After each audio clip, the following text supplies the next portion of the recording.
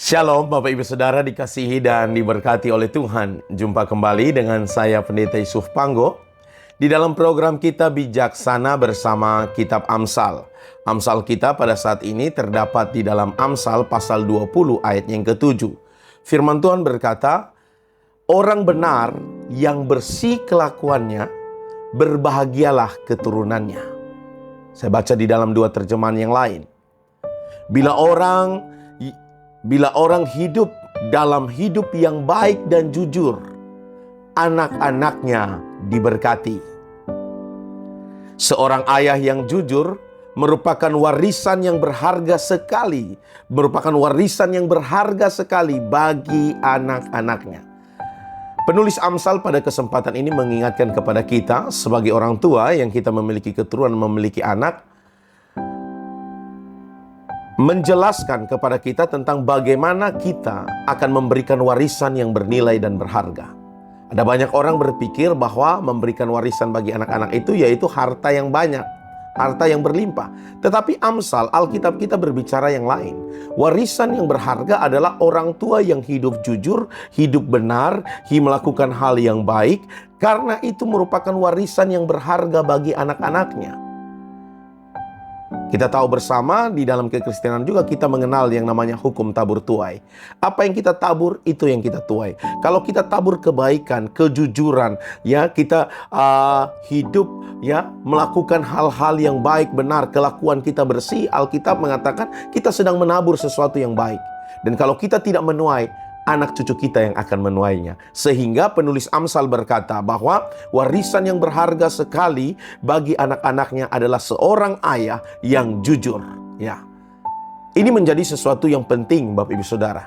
Mari kita rubah pola pikir kita sebagai orang Kristen. Kalau kita sudah menjadi pengikut Kristus, kita adalah manusia baru, maka mari kita hidup dengan pola pikir baru. Pola pikir yang bersumber daripada kitab suci.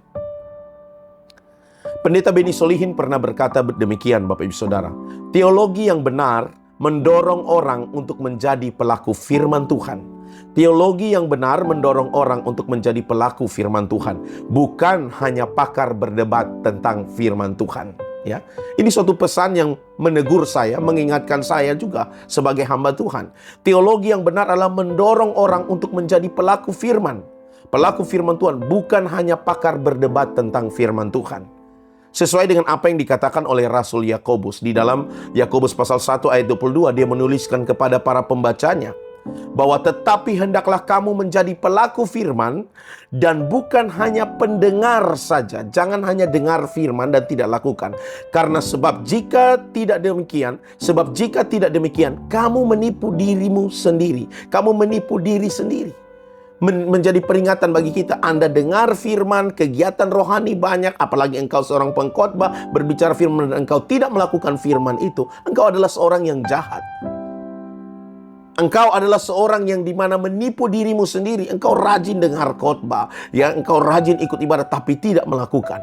Mari kita rubah pola pikir kita. Kita di dalam Kristus manusia baru, tapi mari Bapak Ibu Saudara, kita hidup dengan pola pikir baru juga. Sehingga demikian kelakuan kita, perbuatan kita juga berubah.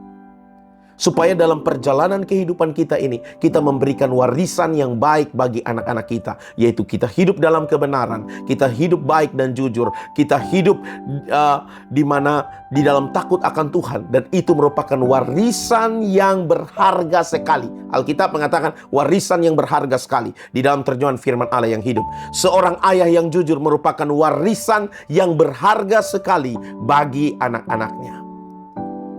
Dan saya menutup Bapak Ibu Saudara dalam Mazmur 37 ayat 25-26. Mazmur 37 ayat 25-26 dikatakan, "Dahulu aku muda, sekarang telah menjadi tua, tetapi tidak pernah kulihat orang benar ditinggalkan atau anak cucunya meminta-minta roti menjadi pengemis, tetapi tiap hari ia menaruh belas kasihan dan memberi pinjaman, dan anak cucunya menjadi berkat." Anak cucu orang benar tidak akan jadi pengemis peminta-minta, tapi justru anak cucu orang benar akan menjadi saluran berkat.